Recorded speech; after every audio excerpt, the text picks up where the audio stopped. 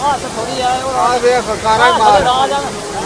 थोड़ी रेडी हो जाएगी उसके सामने इन्हें बची रहना वो भी आ लगता है कामयाब हो जाएगी लेकिन पानी अगों मोड़ते हैं पत्थर पे लगी है भाई मारो बंदे नु ओए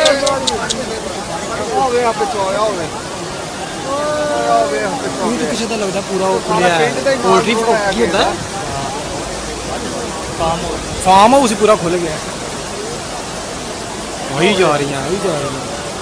हाँ निकल जाऊंगा हां निकलना है तो पैर लग गया पत्थर है या किसी पत्थर है आई गया निकल दे इधर मालिक